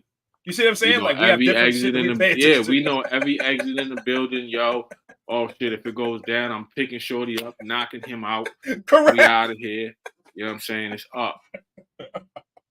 We know, oh shit, Shorty don't feel good. I can see it in her face. Let me do this. Correct. Oh shit. The bills is paid. Everything is good. Everything. That's the shit we pay attention to. Now, if we learn from each other and accept those differences in each other, it goes hand in hand. Bingo. I sometimes think, and this is for both genders, because I don't want to seem like that guy. No, it's definitely both. Sometimes I think men want another man with a vagina. Yo, you ain't never lied. I've seen too much of that. I'm like, what's going on here? You want a bro? You want her to play video? You want her to play video games, shoot hoops, fucking watch UFC with you, fist fight, lift weight. That's a girl, bro. She's not gonna do all that. That's a girl, bro. Then sometimes I think that women want their man to be a woman just with male body parts. You feel me? You want him to be tough, yet sensitive, yet you want him to cry. You want him to be in tune with his emotions and your emotions at the same time, but be tough enough to stop her and be a murderer a little bit and get money and be 6 feet and make this amount of money. Correct. And It's too much, bro. It's like, Jesus Christ. Jesus Christ. do you know the window? Just go sometime. Anybody that is in the world, I say this, and when we get into these conversations, just go look at, do some statistics. Pick You your want a preference person- and do the statistics on how much of that is You want a available. person over 6 feet? Go see the percentage of men that are over 6 feet. Then add each preference from there and see that you are damn near the window is this small. Right? Even for dudes. Just go add your preference. I need a shorty with a fatty. She need to have a fatty, but she need to be smart. She need to get money. She need to be cool. She need to do it. Stop placing your ideals on people. Yes, should your partner represent your ideals? Most of them. Not really. Your partner should be somebody that your I was about core to say, values. Your partner should be somebody that your core values align. that's what I'm about to say. Core values. Everything else is, that's your human. You know what I'm can saying? figure it out. Everything Like else me can and be my figured wife's out. core values, we have one common thread. One major. We have plenty of common threads, but there's one major through line. We both like helping the community. So even though we're completely opposite people, think completely, come up with different solutions, the through line is we both like helping the community. Our core value is built around the village. And you don't disrespect each other. As long as No, there's no fuck blatant that. disrespect, Why? certain other things going on, should be fine, right? But it's a learning curve. She's she's different than anybody you met. Correct. So 9 times out of 10, I thought of this today. I was gonna post it, but it would have set my Facebook ablaze. So I'm gonna say it. He said, hold on. The female incel is not just a term for men. Oh no, you should have. We clipping this up. I'm gonna do it. Keep going. It's not just a term for men. Woo! Incel is short for involuntarily celibate. That's what it's short for. So that's not just a term for men. It's a general term for both genders. That means your stance in life is so tough that you can't find anybody to mate with. Anybody, yep. And you're angry about it. So you perpetuate more of that stance. Right? So I think men have adopted it's been given more to men because men, we bear the brunt of shit and men speak out. But that girl who was just running around, women are not your teachers. The woman, I wouldn't date her ever. Like, I'd run the other way. I've done this before, real rap, and a lot of times the answer will shock you. Next time you deal with a girl, whatever, I just randomly ask her, "Would you date you?" Oh yeah, no, yeah, And we've been through this. Yeah. A lot of them say no. Yeah. I don't know how you deal with me because I'm fucking crazy. I wouldn't date me. Yeah. Yeah, right. A lot of them do. That's correct. So if you wouldn't date you, why the fuck? You signed me up for this shit knowing you were. Why you? Yeah, I should get extra credit. Right? If you like, nigga, where is my gold star? You understand what I'm saying? Because at the end of the day, I think that it's learning. Every person is there. Like, if we in the galaxy and we in space, and this is as above, so below, right? Mm-hmm. Every person is their own planet. That's how I look at people. Every I do person too. is their own world. They're their Yep. own planet. Yep. Nigga, They if I got drop you in Mars, you're gonna their have own to learn environment. Yep. Mars, nigga. You're gonna Correct. have to learn. Nigga. Oh shit, it rains diamonds in this bitch. So when it start raining, I gotta find something to block my head. Or you gonna die. Everybody is their own world. Everybody has their own specimen. Everybody is their own. So when you're dealing with people, even when we do the multiverse, everybody in the multiverse is different. Correct. So to effectively deal with everybody, I have to observe them and learn how they operate, and then go, all right, I can't talk like that to this one. I can't say that. This one, I might be able to say that. That might fly. Correct. But this one, Correct. I can't. This one gets triggered if I do And this. it's like you said earlier, the people that won't adapt to that, it's their own ego in the way. When that's just the way of life. Like, it's adapted. Like life is transient, guys. It's like it's moving, and it's like if you stagnate yourself or your ability to grow or see broader perspectives. Listen, I live in a city. I love this city. I love New Bedford. But I've been here for 10, 12 years now telling them the shit that's happening today a long time ago. I've been the canary in the coal mine. Like, guys, I just came from Boston. Mm-hmm. I don't know how niggas is living there. Right.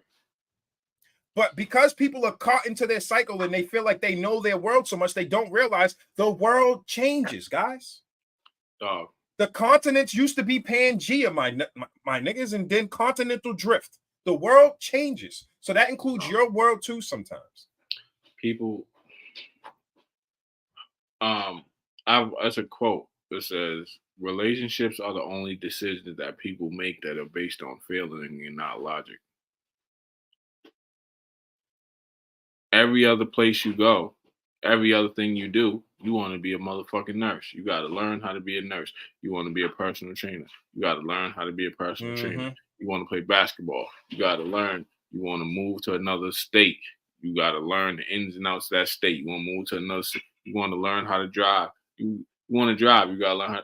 Everything that you do. I was a shitty dad when I started, my guy. I only knew how to have babies. I didn't know how to raise them. So when I look at my kids' mothers and I'm like, they feel a certain kind of way. It's like, okay, I can only fix this if forget how they feel about me or felt about me at the time. I had to learn. Everything you do in life, bro. Excuse me. Everything you do in life, you had to learn. So if that's the knowledge, well, that's the pattern of life, wouldn't learning your partner be part of the pattern?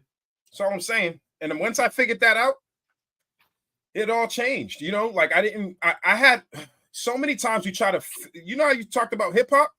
People move that way too. Like we're trying to make something rigid that's fluid. Like, bro, nobody, I don't know. I never met nobody that was born just knowing some shit. Don't exist. We all learn. And everything you do in life is a learned behavior. Yeah. Yep. Tying your shoe, going to the bathroom, eating food, cutting up food, cooking, breathing, running, walking. Everything is learned. So do you think that when you fall in love, you're just supposed to stop? Bro, when I was outside carrying guns everywhere, the most violent version. And what's crazy is that, and I, you know, actually when people tell me that they can't see that anymore, I actually take that as a compliment. But there was a period when I was transitioning where I took that shit as an insult. Like, nigga, what you mean? Nigga, like, what you, I used to be that nigga. I had to learn. Let's just say at the most violent point of your life, right? You had to learn how to be violent. Instead of learning how to not to be, I was doubling down on learning how to be crazy. Now, violent, and here's the crazy part about that. Being violent is being a human at its most primitive, its most natural state, because we're naturally violent, especially for men. We're just that's just predisposed. You have to learn how to effectively be. So if you got to learn shit like that, I think you got to learn how to you got to learn how to use the bathroom. So if you got to learn something like that, what would make you think that when you meet another person, there's not gonna be no learning curve? And the part that's tough is that you both have to have that understanding. Like you said, every year, like we just did it. We just had it was funny because we had that conversation about checks and balances. I said, I ain't checked in a little bit. So we did it. We sat down, and what we discovered is that we were running on autopilot for so long that we hadn't had a chance to check in to see where we are at this point. So we had to make sure that we was good. And again, that can only happen by me learning. Put it like this. Everything you just said about a young man growing up with that kind of mother, and God bless my mother. I love my mother. See, people get that shit fucked up because, like, just because we grew up like that doesn't mean that we don't.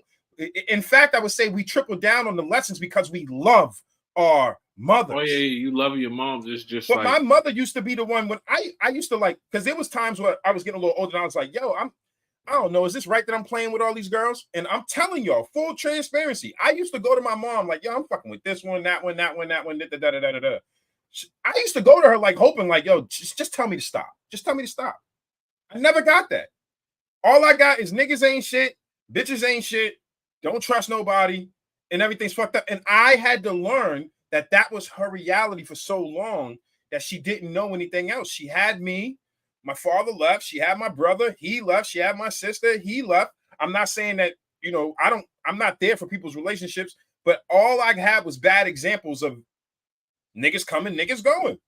Right. But at some point, I had to take accountability for myself and say, okay, that's my childhood. What am I going to do as a man now to change that? Mm-hmm. And I had to learn. The last stream that I just did before this, right? Let me give you this real quick, and we'll start to wrap it up. I have a young woman that I do this work. I'm committed to this work. But the problem that I have is I see a lot of people in the community doing this work, and they're just doing it for it's just another ego check for them. Mm-hmm. Here is where my pride came out. The young woman, Stephanie, that is working with us on WindWorks, that was also a young woman that I put through our exchange program. She had no idea about offshore wind. She went through our exchange program, went to the UK, got to see the world, broadened her horizons. She's from public housing out here. She didn't even leave that area. Yeah. She got to go see that. She came back, did Vineyard Wind. She worked for a developer. Now she's on WindWorks, and now she just got accepted to Northeastern University. And one of the reasons why she got accepted is because she had these extracurriculars that we were able to provide her there. That was a lesson for everybody. Mm-hmm.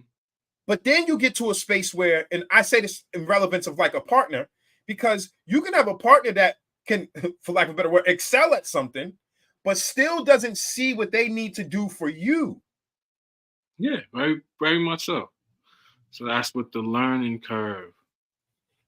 If everything you do is learn behavior, learning never stops. Why would you think that you have to stop learning the person if you look at everything? Because this shit got everybody thinking they know everything that ever existed. This thing right here has got us messed up.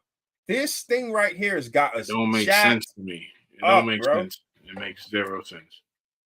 And that's what the thing I respect about me and you is because we always talk about that. Like, I tell people all the time, like, no, I'm just a smart dummy. Like, I know what I know, but what I know in comparison to what I don't is vast. Yeah. Yeah. It's like that. You want to talk about some offshore wind shit, some marketing shit, some running a business, Cool.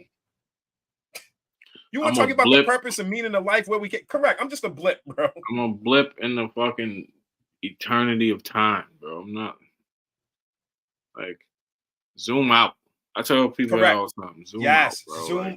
Zoom out. Like, and bro, you know what I appreciate about because you talked about the multiverse, and what I appreciate about my and your dynamic in this is that we have something that I haven't enjoyed in a long time, which is being able to call each other and converse about dynamics and learn. Yeah, a lot of the times when we're dealing with hater shit, it's because other people are unwilling to learn any fucking thing. Zoom out, bro. Zoom out. We both call each other like, bro, zoom out. Nah, you live zoom in out the city. I'll help you zoom out. You live in a city, in a state, in a country, on a continent, on a planet, in a galaxy, in a universe, and your planet ain't even that big at all. You can fit 800. It ain't the biggest planet in the galaxy. You can fit 900 of these little ass planets and one in Jupiter. Like, zoom out. You are a speck, and it's not to make you feel inferior. It's just to help your perspective. We are specks, bro. No, Horton, Here's a Who. You ever seen that movie? That's one of my favorite movies it's of one all of my time. favorite movies. Why? But for the Because kids and stuff. what the fuck is to the fucking Who's? They're living in a fucking world. That's a whole world down there. Correct. But Horton, to them, it's a speck of fucking... Like what? It's a little speck of dust. It's a whole world. And that's us. That's us. Us. You ever look at ants? Ants, that's their whole world. That's it. Whatever that little anthill that we see and be like, this shit is... That's a world. That's a fact. Whole universe. That's their whole world, nigga. That's a fact. Like, so what makes you think that you don't have to learn? Like, that's it. I don't understand. I don't know, man. It's an interesting dilemma, but I'm glad that I'm here to talk about these things with somebody as wise as yourself and as journeys as yourself and the people that we got around us. Because again, that's what I love about the multiverse. And yeah, it comes with its contentious moments when we're doing things, but we work through those dynamics by learning each other. We're actually exercising something that I don't see in society much anymore. And I'm just proud to be a part of like this movement of us doing this and having this complicated conversation. Man, just because you think it don't make it always correct. Yeah, correct. And that's just, it is what it is. And you notice, like, you might have noticed this about me by now. And I just think because it's in this, don't make it true. Don't mean it's correct. I can fucking put a great meme. Yeah, you know how many memes is the joke? You know how many memes I get pissed off at when they put like Tupac face on a quote, and I'm like, he didn't say that. He didn't say that. Bruce Lee did not say that. He didn't even know what the fuck that is. He died in 1974. He don't know what the fuck that is right there. But people reposted 100 times like it's ancient fucking Bruce Lee wisdom. Like, he didn't say that.